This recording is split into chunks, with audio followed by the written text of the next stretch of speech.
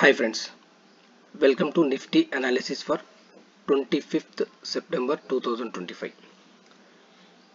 ఈ రోజు Nifty moment చూస్తే మనం ఏదైతే ఇంపార్టెంట్ లెవెల్ అనుకున్నామో 25,090 అనేది ఇంపార్టెంట్ లెవెల్ అనుకున్నామో ఆ లెవెల్ బ్రేక్ అయ్యి దాని కింద క్లోజ్ అవడం జరిగింది. ఓవరాల్గా మార్కెట్ అనేది ఒక ఫ్లాట్ రేంజ్లో ఓపెన్ అయ్యి ఒక డౌన్ మూవ్ తర్వాత ఆల్మోస్ట్ మనకు ఒక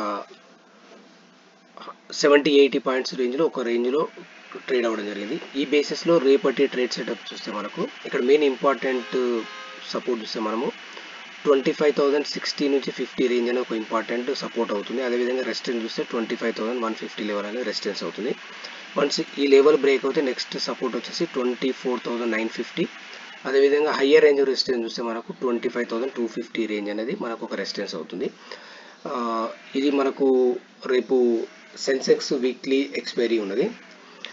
ఈ బేసిస్లో మనం ట్రేడ్ సెటప్ అనేది ప్లాన్ చేసుకోవాలి. మెయిన్ ఇంపార్టెంట్ లెవెల్స్ ఏదైతున్నాయో ఆ లెవెల్స్ మార్క్ చేసుకుని అక్కడ ప్రైస్ యాక్షన్ బేస్ చేసుకుని ట్రేడ్ సెటప్ అనేది ప్లాన్ చేసుకోవాలి. ఓవరాల్గా మార్కెట్ అనేది ఒక ప్యానిక్ సిచ్యుయేషన్ క్రియేట్ చేసేట్లు కనిపిస్తుంది. బట్ ఓవరాల్గా మనం డైలీ టైం ఫ్రేమ్లో ఒకసారి చూస్తే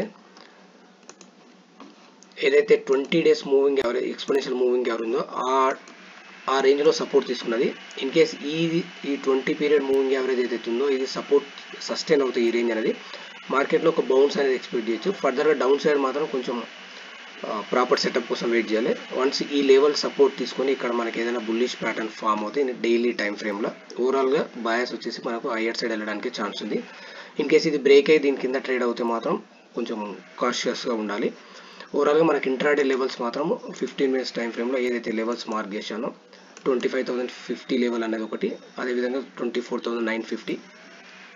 హయ్యర్ రేంజ్ రెసిస్టెన్స్ చూస్తే మనకు 25,150 అండ్ 25,250. ఈ రేంజ్ అనేది మోస్ట్లీ మనకి ఇంపార్టెంట్ లెవెల్స్ అవ్వడానికి ఛాన్స్ ఉంది. అదేవిధంగా బ్యాంక్ నిఫ్టీ మనం అబ్జర్వ్ చేస్తే ఏదైతే 55,040 లెవెల్ అనేది ఒక ఇంపార్టెంట్ సపోర్ట్ అవుతుంది. ఇన్ కేసు ఇది బ్రేక్ అవుతే నెక్స్ట్ సపోర్ట్ వచ్చేసి 54,880 లెవెల్ అనేది ఒక నెక్స్ట్ సపోర్ట్ అవుతుంది.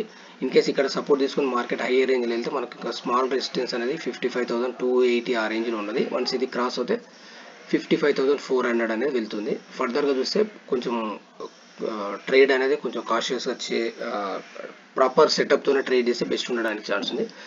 ఫ్రెండ్స్, మీకు ఈ వీడియో నచ్చినట్లయితే లైక్ చేయండి, షేర్ చేయండి, సబ్స్క్రైబ్ చేసుకోండి. Thank you friends.